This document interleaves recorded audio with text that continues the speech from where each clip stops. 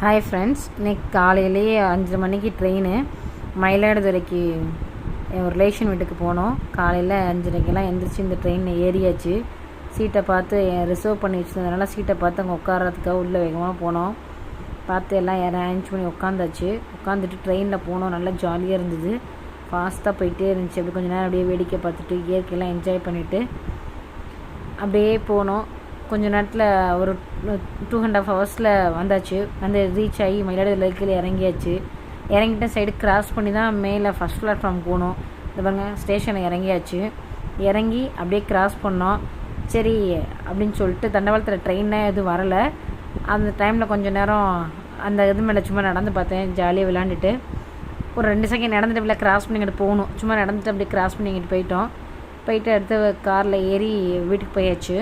இந்த வீடு அங்கே நல்லா தோட்டம் இது பின்னாடிலாம் அழகாக இருந்தது. நல்லா ஃபுல்லாக கார்டனிங்காக இருந்தது. நல்லா கொஞ்சம் கூலிங்காக இருந்தது.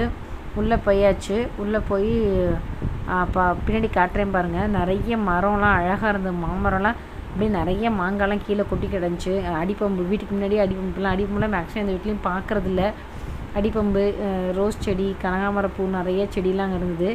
அப்படியே வீட்டுக்குள்ளே போனோம்னா இங்கே முன்னாடி பார்த்திங்கன்னா வேப்ப மரம், துளசி மரம் அதெல்லாம் இருந்தது.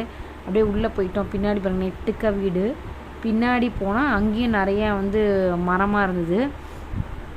மாங்காய்லாம் நிறைய கைக்கே நின்றுக்கிட்டே பறிக்கலாம், அந்தளவுக்கு மாங்காய் மரம் இருந்தது. கீழே நிறைய அந்த வடுமாங்கான்னு சொல்லுவாங்க, அது மாதிரி இந்த மாங்காய் நிறைய கீழே விழுந்து கிடந்தது. அப்புறம் இந்த மாங்காய்லாம் காட்டுறேன் பாருங்கள். அப்புறம் மாங்காய்லாம் அவங்க எடுத்து வச்சுருந்தாங்க. கொஞ்சம் மாங்காய் கட் பண்ணி சாப்பிட்டு பார்த்தோம். கொஞ்சம் லைட்டாக புளிப்பாக இருந்தது, ஆனால் நல்லா இருந்தது, டேஸ்ட்டாக இருந்தது.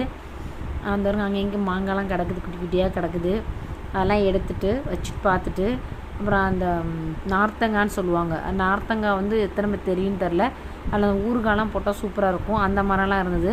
நார்த்தங்காய் மரம், மாங்காய் மரம், எல்லா மரமும் இருந்தது. அப்படியே பார்த்துட்டு நாங்கள் ரிஷிகா பாப்பா சைடில் உட்காந்து ஜாலியாக கொஞ்சம் விளையாண்டுட்டு கிடந்தாங்க. வீடியோ எடுக்கிற பார்த்தோன்னா கொஞ்சம் டான்ஸ் ஆட ஆரம்பிச்சிட்டாங்க. டான்ஸ் இந்த நார்த்தங்காய் மரம் இங்கே இருக்குது. நார்த்தங்காய் மரம், எலுமிச்சை மரம், மாங்காய் மரம்லாம் இருந்தது. பாருங்கள், காம்பவுண்டில் ஏறி விளையாண்டுருக்காங்க பாருங்கள். மேலே உட்காந்துட்டு பார்த்தோன்னே கீழே என்ன ஓடி டான்ஸ் ஆட ஆரம்பிச்சிட்டா. டான்ஸ்லாம் ஆடி முடிச்சுட்டு ஜாலியாக என்ஜாய் பண்ணியாச்சு. என்ஜாய் பண்ணிவிட்டு கொஞ்சம் நேரம் மதியம் லஞ்ச் டைம் வந்தது. இந்த டான்ஸ் ஆடுறா. அவ்வளோ ஏதோ பாட்டை பாட்டு தானே ஆடிட்டு கிடந்தா ஜாலியாக. ஆடி முடிச்சுட்டு கொஞ்சம் நேரம் கழித்து சாப்பிட ஆரம்பித்தோம்.